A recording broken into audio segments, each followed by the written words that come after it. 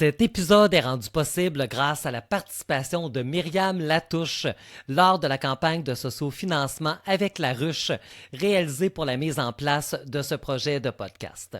Myriam est une femme de cœur, entrepreneur passionnée et promotrice Pruvit. Sa mission, aider les gens à reprendre le pouvoir sur leur santé, leur énergie et leur vie grâce aux kétones exogènes et à l'alimentation consciente. Après 17 ans à son compte dans le domaine de l'entretien ménager, elle a fait le grand saut vers une vie alignée à ses valeurs, la liberté, la vitalité et l'impact humain. Aujourd'hui, elle bâtit une communauté d'agents de changement qui veulent eux aussi devenir la meilleure version d'eux-mêmes physiquement, mentalement et émotionnellement. Elle partage son histoire, accompagne des centaines de personnes vers une transformation durable et incarne une vie où tout devient possible quand on décide de se choisir. Pour en savoir plus, n'hésitez pas à connecter avec elle sur Facebook et Instagram, Myriam Latouche. Bienvenue au podcast L'écho du bien-être. Il y a des nuits où l'esprit nous trahit, des heures où le cerveau tourne sans relâche, où le sommeil se dérobe et la fatigue s'installe. Pendant plus de 20 ans, Myriam Roberge-Dion a vécu ce silence intérieur. Aujourd'hui, elle partage un chemin qu'elle a reconstruit. Autrice de L'insomnie, c'est fatigant, conférencière à l'énergie vibrante, elle a créé une conférence immersive. Ensemble, nous explorons comment l'insomnie influe sur le travail, sur la concentration, la productivité, les relations, la santé mentale et surtout, comment il est possible d'outiller les entreprises de repenser le rythme, le repos et la performance humaine. Un épisode pour comprendre, ressentir et réveiller un peu de douceur dans nos nuits et dans nos espaces de travail. Bonne écoute!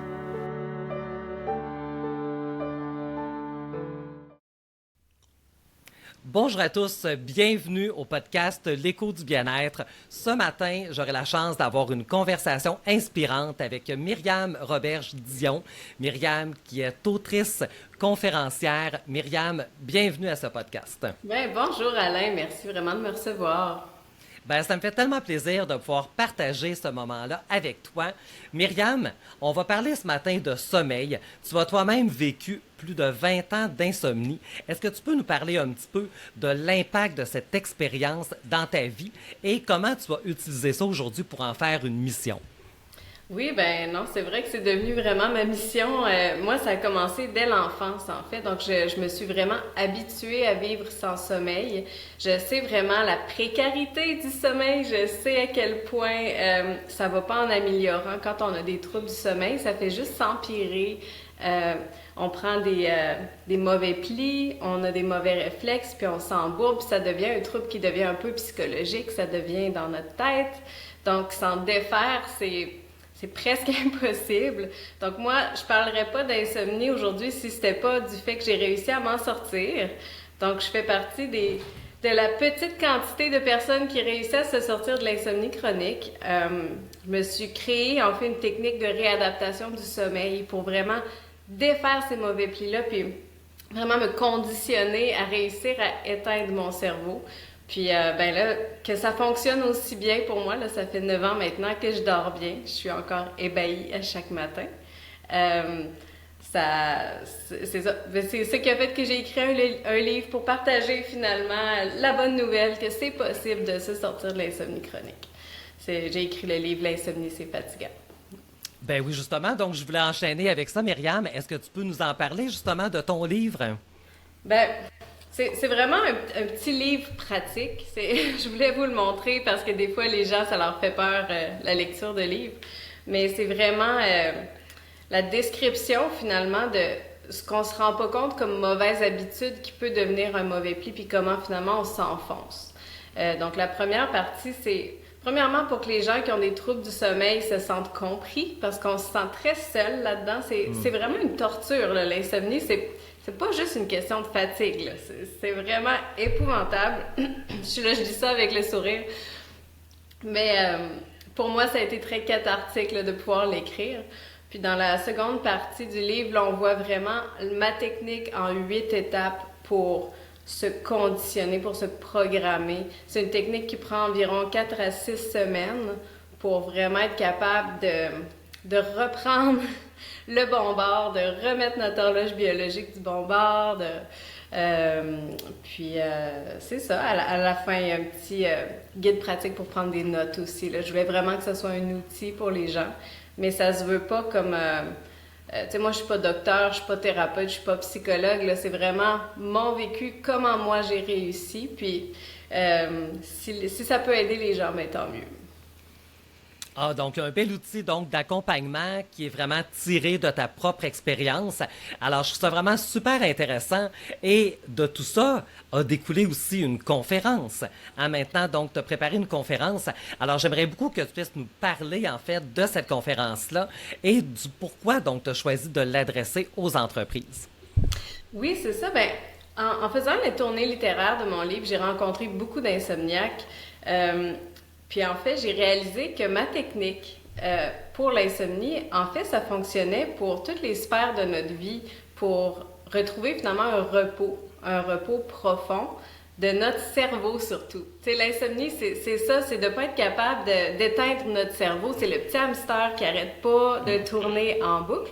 Puis ben en fait, ça, c'est un gros problème qui est comme généralisé, qui amène de l'anxiété ou des gens, beaucoup des gens, des entrepreneurs et des gens en entreprise, où le cerveau, ils ont l'impression que les gens, que ça surchauffe. Parce qu'on n'a pas appris à faire pause et à atteindre un silence mental. Donc, c'est vraiment le lien avec l'insomnie qui est transposée dans ma conférence qui s'appelle Mieux dormir, un gage de succès. Donc, je parle pas juste d'insomnie, je parle...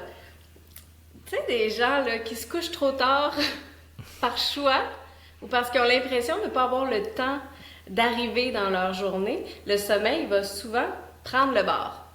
Puis, c'est pas quelque chose qui est valorisé en général. Donc là, moi, j'arrive vraiment avec une conférence qui va venir bousculer les gens un petit peu là, dans leurs habitudes, dans leur hygiène de vie, non seulement pour le repos la nuit, mais pour intégrer des petits moments de repos efficaces à travers leur journée, puis avoir un plus grand succès, autant dans leur vie personnelle, parce qu'on s'entend que d'être reposé, ça aide beaucoup de choses, et leur vie professionnelle.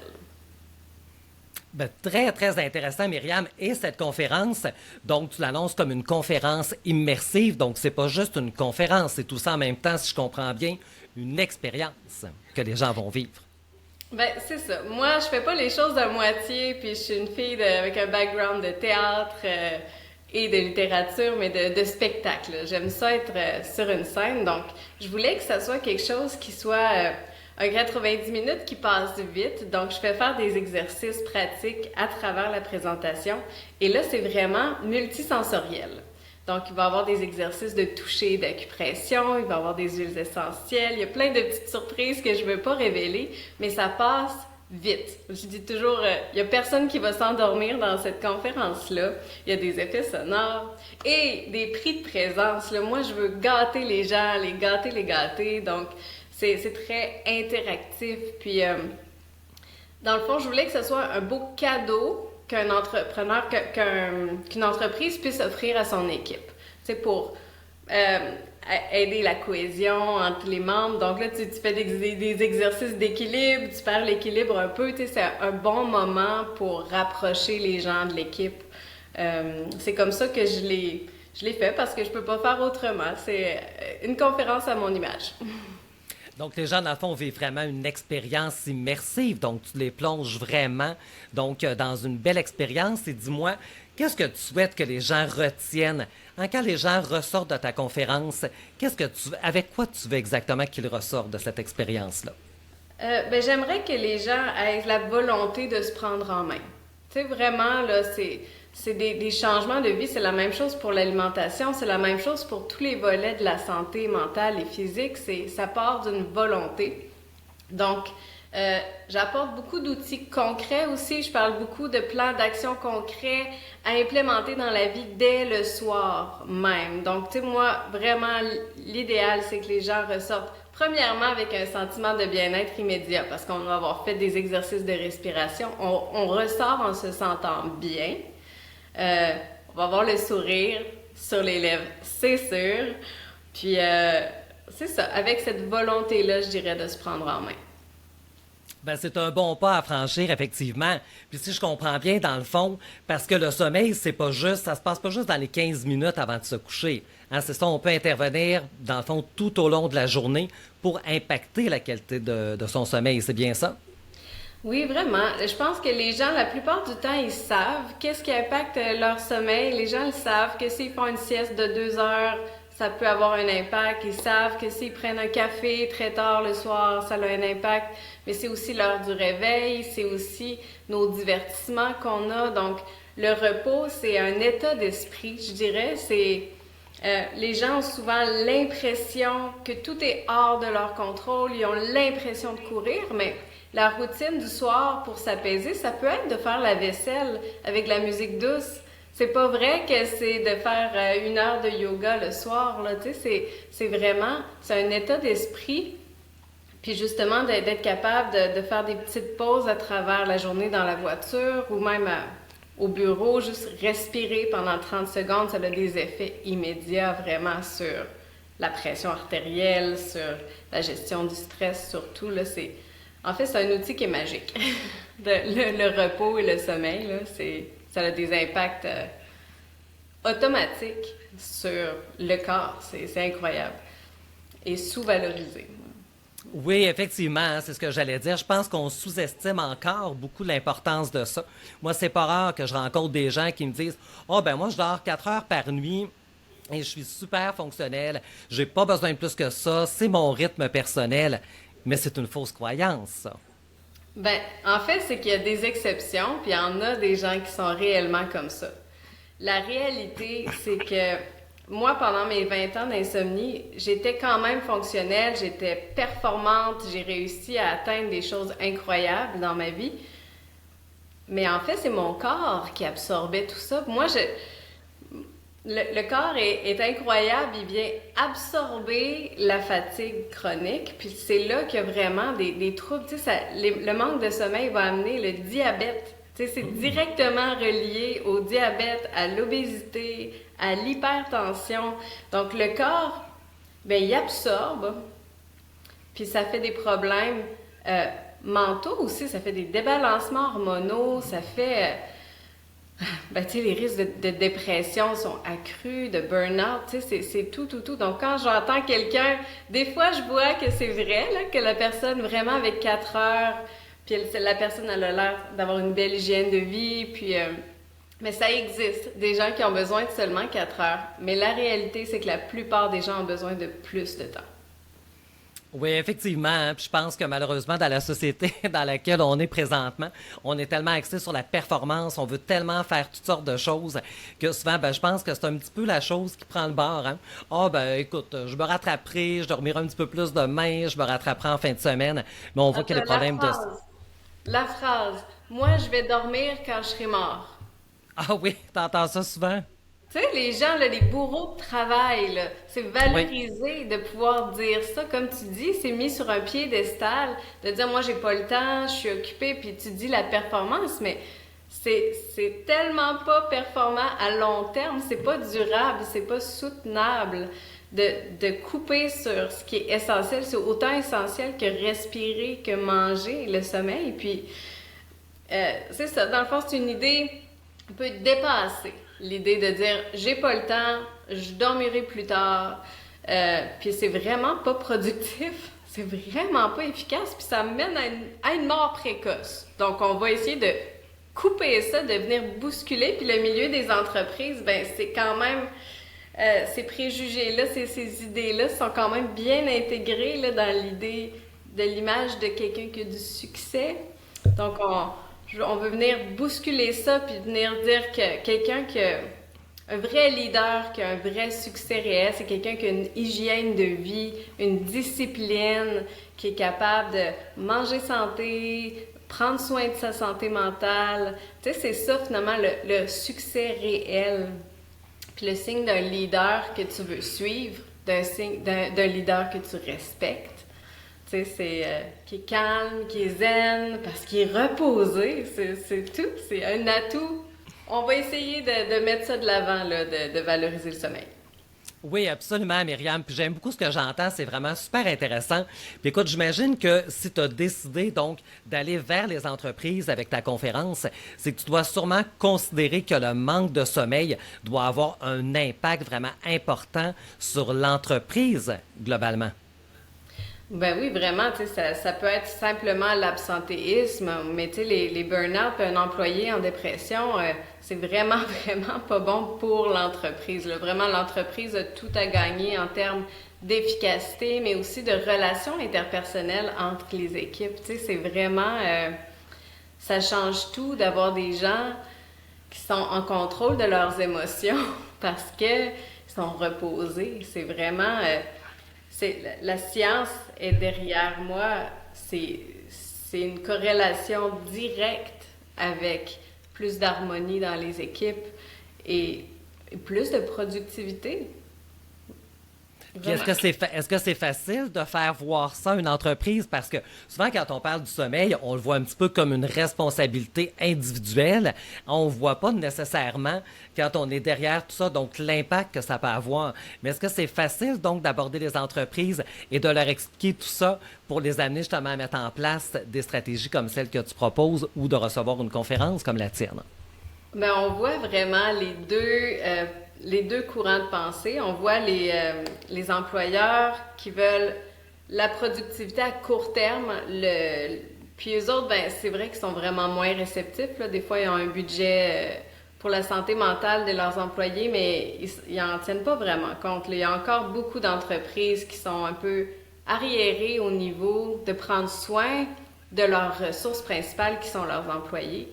Mais à travers ça, il émerge des entreprises vraiment, je dirais pas visionnaires, parce que là, maintenant, c'est prouvé, là. Prendre soin de ses employés, ils vont rester, on a plus de rétention aussi, s'ils sont heureux, s'ils sont bien, et plus de productivité aussi. Puis là, ben là, il y a des entreprises de plus en plus, je dirais que c'est de plus en plus à la mode, tu sais, de vraiment garder un budget pour la santé mentale et physique des employés. Puis pour quelqu'un, c'est plus facile quand tu l'entends au travail parce que de dire de dormir plus, ça va aider ta vie personnelle. Je pense que les gens ont de la misère à le voir et ils sont tellement comme occupés dans leur vie quotidienne que c'est difficile pour eux de faire les changements. Mais quand on se le fait dire au travail, puis que là, on a vraiment l'idée directe que ça va nous aider aussi pour avoir un succès, puis être plus performant, puis atteindre, tu sais, être perfectionniste à la mesure de ses ambitions, tu sais, d'être vraiment la meilleure version de nous-mêmes, ben là, quand on le voit au travail, puis là, tu as plus d'argent aussi, tu as plus de succès dans tes rêves, je trouve que les gens sont plus réceptifs dans ce milieu-là, en entreprise. Oui, puis je vois que c'est ça, c'est vraiment une roue qui tourne, hein. Il y a vraiment, tu sais, des conséquences ultra positives à pouvoir mettre en place, donc des programmes, des différentes stratégies, des produits justement comme ceux que tu offres. Et si on regarde, je pense, j'entends qu'il y a un peu deux penchants. Tu as des entreprises avec beaucoup de vertu, d'autres avec lesquelles c'est plus difficile. Si on regarde celles avec lesquelles c'est plus difficile, est-ce que tu vois donc déjà des pistes d'action? Qu'est-ce qu'on pourrait faire justement pour essayer de sensibiliser ces entreprises-là? Est-ce qu'on n'en parle pas assez? Est-ce qu'il y a encore... Qu'est-ce qu'on pourrait faire? Ben, moi, en faisant une expérience immersive comme un cadeau, c'est un peu comme un spectacle, là, c'est une activité qui vient rassembler les équipes. Je trouve que c'est vers ça qu'il faut aller. Il faut aller vers le plaisir, vers la joie. Là, on n'est pas dans un atelier plate où on va se faire dire qu'on fait pas les choses comme il faut. C'est juste du positif, c'est juste du beau et on se sent bien immédiatement. Donc, je trouve que pour un employeur, c'est plus facile quand l'expérience, elle est intéressante puis qu'elle est fun puis qu'au final, ben, ça peut être le cadeau de Noël qu'on fait d'offrir ça à l'équipe. Puis, ça revient pas très cher pour gâter son équipe tout en ayant finalement le message qui va passer tranquillement pas vite. Puis, vraiment, de plus en plus, c'est un sujet qui remonte, puis je pense que les entreprises sont sur la bonne voie. Puis avec des podcasts comme toi, pour donner des outils, ça donne des idées aux gens. Je pense que les gens ont en tête une conférence un peu comme on avait par rapport au Me Too, là, par rapport au harcèlement sexuel, ou tu sais, des choses qu'il faut que tu fasses un programme à suivre. Mais non, là, on est vraiment au-delà de ça. On est dans des expériences vraiment plaisantes, amusantes et qui font du bien. Donc, je pense que c'est peut-être ça la clé. En tout cas, moi, c'est ma piste à moi. Ben, c'est une bonne piste et puis je te dirais, Myriam, que je l'entends quand même assez souvent. Je pense que c'est vraiment ça, peut-être une des bonnes clés justement à utiliser, c'est de valoriser la notion de plaisir. Valoriser, donc, qui va en ressortir quelque chose d'agréable de ça. Hein, c'est pas une charge de travail, on vous oblige pas à aller à une conférence, une formation. Au contraire, on vous invite à un moment, à prendre un temps pour vous, prendre un moment de plaisir. Alors, je pense que ça peut être vraiment une piste intéressante à explorer pour favoriser le bien-être en entreprise dans toutes ses sphères, assurément. Oui, j'adore. Et toi, Myriam, de ton côté, en fait, qu'est-ce que tu auras envie aujourd'hui? Si, mettons, tu parles à une entreprise et que tu vois qu'il y a encore des freins, hein, pour implanter justement donc quelque chose comme ce que tu offres, qu'est-ce que tu auras envie de leur dire aux entreprises? Quel message est-ce que tu pourrais leur adresser justement pour les inspirer à mettre en place donc des solutions comme celle-là? Ben là, tu me poses une bonne question. Je pense que j'ai donné quand même beaucoup de pistes là, dans le podcast, mais je dirais que faut vraiment aller dans le long terme, dans la vision de l'efficacité à long terme, d'une vision qui est plus moderne, je dirais. Avoir une bonne vision à long terme pour l'entreprise. Je pense que c'est ça. Je pense que c'est vraiment juste, voyons, c'est qu'il y a un mot pour dire quand tu as un mantra d'entreprise, là, tu sais, une étiquette. Je pense Oui. que de plus en plus, il y a des entreprises qui vont avoir cette étiquette-là, que leurs employés sont gâtés, finalement. Là, je pense que c'est ça qu'on va viser. Oui, absolument. Parce que oui, puis c'est intéressant ce que tu dis. Parce qu'aujourd'hui, je pense, quand on regarde au niveau même de la culture d'entreprise, c'est quelque chose qui C'est ça, ressort. Ah, culture c'est ça que tu voulais d'entreprise! dire. Bon. Alors C'est ça le voilà. mot que je cherchais. Donc j'ai t'apporter le mot. Alors c'est ça, parce que quand on regarde dans la culture d'entreprise, je pense que c'est quelque chose maintenant sur quoi on met de plus en plus l'accent.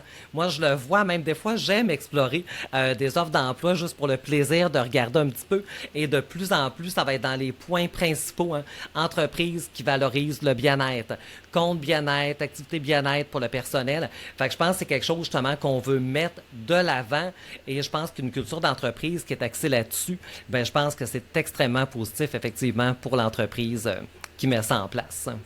Oui, je pense que c'est vraiment le futur, puis ça devient vraiment recherché par les Oui. employés. Absolument. Puis au niveau des entreprises, toi, avec lesquelles tu vas travailler, par exemple, avec qui tu vas offrir ta conférence, est-ce que ça peut être tout type d'entreprise? Est-ce qu'avec combien d'employés, par exemple? À qui, mettons, c'est quoi ta clientèle vraiment à laquelle tu adresses ton offre? Ben moi, la conférence, ça peut être faite lors d'un congrès, dans une association, devant des très, très grands groupes. On n'a pas besoin d'espace. Je fais faire des exercices, mais il n'y a pas besoin de matériel, pas besoin de linge spécial. Ça se fait vraiment devant 150, 200 personnes sans problème. Mais je dirais que pour des petits groupes, dès qu'on est une vingtaine de personnes, on est capable d'avoir une belle synergie, on est capable d'avoir cette expérience-là, mais sinon, on peut l'adapter aussi en format plus atelier, si c'est vraiment important, même si l'entreprise est plus petite, de me déplacer puis de venir faire aussi un suivi, peut-être aux 3 mois, pour voir comment les gens ont réussi à implémenter tous les outils qu'on a mis là, dans la présentation. OK. Donc, ça peut vraiment s'adresser à tout type d'entreprise et toi, tu vas vraiment adapter ton offre selon, j'imagine, le type d'entreprise, le nombre d'employés. Oui, c'est ça. Mais c'est ça. Si on veut vraiment avoir le côté immersion, le volet expérience, comme je parlais tout à l'heure, là, dès qu'on est 20-25 personnes, on est capable là, d'avoir ce côté divertissant avec la synergie, l'interaction, côté un peu plus spectacle multisensoriel, là, je dirais dès 20-25 personnes, c'est très bien. OK. Et tu as parlé tantôt de suivi, donc justement, je voulais qu'on regarde ça un peu ensemble. Une fois, toi, que tu es sorti donc de ta conférence, que tu quittes l'entreprise, qu'est-ce qui va se passer dans les semaines ou dans les mois qui suivent? Est-ce qu'il y a un suivi qui se fait pour voir si les gens ont mis en place les outils? Est-ce que tu vas faire un suivi là-dessus avec l'entreprise? Et ça serait tellement une bonne idée. Oui, ben écoute, Alain, quelle bonne idée. Non, normalement, j'ai pas de suivi. C'est le genre de conférence que les gens vont vouloir reprendre, c'est sûr. Peut-être pas aux 6 mois, mais à chaque année. C'est sûr que c'est un cadeau vraiment à se faire de façon régulière, je dirais. Sauf que l'idée d'un suivi, je suis déjà en collaboration avec certaines personnes qui veulent offrir ce suivi-là, même au niveau du suivi psychologique, là, vraiment, puis offrir l'accès à des psychologues pour les gens qui ont de la difficulté ou pour les gens qui ont vraiment des troubles du sommeil. Je pense qu'il y a vraiment quelque chose à faire au niveau collaboratif, puis de rediriger aussi les personnes vers les bonnes ressources aussi, là. Quelqu'un qui dort pas bien à cause qu'il est en dépression, mais c'est pas un petit courriel de suivi qui peut aider, là, des fois. Je pense qu'il y a vraiment des besoins en entreprise pour surfer sur cette vague-là. Puis en fait, oui, j'aimerais ça que ma conférence soit un déclencheur, puis m'entourer là, de gens qui seraient capables d'offrir après un suivi en entreprise, ça serait vraiment, vraiment nécessaire. Oui, ben, je pense que ça pourrait être effectivement très intéressant, comme tu disais, donc le côté collaboratif qui apporte vraiment donc une force de plus. Je pense que c'est une chose sur laquelle on peut miser et qui peut avoir des très, très belles retombées. Puis ensuite, Myriam, je vois que tu as déjà beaucoup de choses à ton actif, le livre, la conférence. Donc, quels sont les projets pour Myriam Roberge-Dion pour les prochaines semaines, prochains mois? Qu'est-ce qui s'en vient pour toi là, dans ton développement? C'est quoi ta vision? Ben, c'est sûr que moi, la carrière est à l'international aussi parce que mon éditeur est en France. Donc, je vais avoir le lancement de cette conférence-là cet automne au Québec, cet hiver en Suisse. Puis, j'ai mon livre audio en version audio, mais avec des effets sonores. Ça a été produit par un compositeur de musique de film. Donc, on a vraiment le storytelling, on a de la musique de piano originale aussi. C'est que ça va être un produit vraiment intéressant qui va sortir aussi cet automne. Puis sinon, ben, je continue d'écrire. J'ai une dizaine de projets de livres en cours d'écriture. Puis cette conférence-là, c'est seulement la première. C'est pour le repos.